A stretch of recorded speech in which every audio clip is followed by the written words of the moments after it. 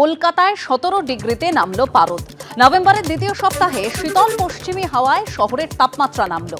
আগামী 5 দিন এরকমই আবহাওয়া থাকবে বলে পূর্বাভাস। পশ্চিমের জেলাগুলিতে তাপমাত্রা 14 ডিগ্রির ঘরে, শীতের আমেজ চলবে এই উইকেন্ডেও। উত্তরবঙ্গে আপাতত পরিষ্কার শুকনো আবহাওয়া, স্বাভাবিকের তুলনায় পারদ নামবে আরও। দার্জিলিংয়ে তাপমাত্রা নেমেছে 8 ডিগ্রিতে।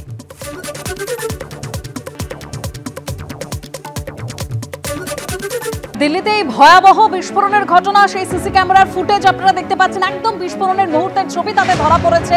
সেই সিসি ক্যামেরার ফুটেজ আপনাদের সামনে আরো একবার দেখেছি। লালকেল্লা থেকে চাঁদনি চক যাওয়ার যে রাস্তা, অত্যন্ত জনবহুল, প্রচুর গাড়ির যাতায়াত, সেখানে দেখতে পাচ্ছেন সেই ছবি। সেখানে যে সিসি ক্যামেরাগুলো লাগানো ছিল নজরদারির জন্য, সেই ক্যামেরাতেই ওই বিস্ফোরণের মুহূর্ত বন্দী হয়েছে। একদম সেই ছবি আপনাদের সামনে আরো একবার তুলে ধরছি। কতটা ভয়াবহ সেই মুহূর্তের ছবি। একদম 6:50 নাগাদ সন্ধ্যেবেলা প্রচুর মানুষ সেখানে রাস্তায় ছিল, তাদের মধ্যে হুড়োহুড়ি পড়ে যায়। সব থেকে বড় কথা, প্রবল আওয়াজে কেঁপে ওঠে লালকেল্লা চত্বর। সেই হুন্ডাই i20 গাড়ি যেখানে বিস্ফোরক ছিল, সেই কার ব্লাস্ট, একদম সেই মুহূর্তের ছবি আপনারা দেখতে পাচ্ছেন। আর ইতিমধ্যেই ফরেনসিক টিম তারা নমুনা সংগ্রহ করেছে। সমস্ত ধরনের নমুনা ইতিমধ্যেই পরীক্ষা করা হয়েছে। দিল্লিতে এই ভয়াবহ বিস্ফোরণের ঘটনাস্থল থেকে 2টি কার্তুজও উদ্ধার হয়েছে। 42টি নমুনা ইতিমধ্যেই ফরেনসিক টিম তারা সংগ্রহ করেছে। সব মিলিয়ে আর কি তথ্য, আরো একবার পার্থপ্রতিম ঘোষের কাছে আমরা চলে যাব। পার্থ,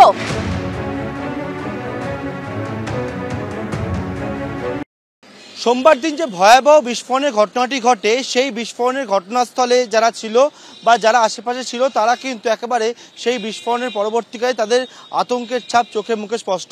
তবে আমার সঙ্গে যারা রয়েছেন তারা প্রত্যেকেই বাংলার বাসিন্দা। লালকেল্লার ভিতরে যে কাজ হচ্ছে সেই কাজ তারা করছিলেন। ঠিক সন্ধেবেলা যখন তারা কাজ করছেন তখন তাদের কি অভিজ্ঞতা সেটা জানবো। আমরা তো ঘাবড়ে গেছিলাম, একদম মাটিটা একদম খেপে গেছিল, একদম ধরাম করে আগুন উঠছে।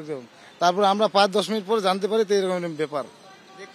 আগুন উঠছে, একদম বিশাল ভাবে বড় আগুন উঠছে উপরে। তার আওয়াজ, এরম আওয়াজ যে মাটিটা হেলে গেল, নিচের সবগুলো ছিল্লে ফিল্লে এদিকে চলে গেল। হ্যাঁ, তারপর আমরা বাইরে বেরিয়ে গেছিলাম, এই গেট দিয়ে বাইরে বেরিয়েছিলাম।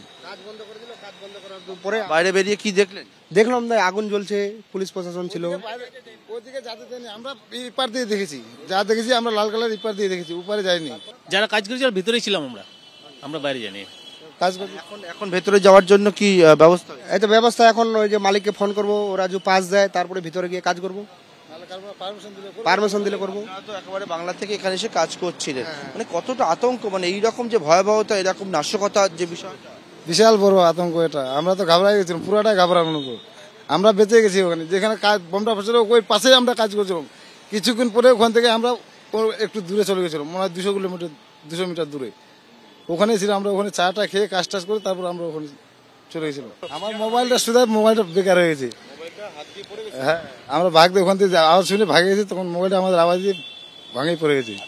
না, মোবাইলটা নাই, আমি নতুন আসছি। আওয়াজে তাদের আর চোখে মুখে এখনো সেই আতঙ্কের ছাপ সেটা দেখতে পাওয়া যাচ্ছেন। তারা বলছেন তারা কিন্তু আতঙ্কিত এই রকম ঘটনা, এই রকম দৃশ্য চোখের সামনে দেখতে পেয়ে। ক্যামেরায় সুবীর রায়ের সঙ্গে পার্থপ্রতিম ঘোষ, এবিপি আনন্দ, দিল্লি।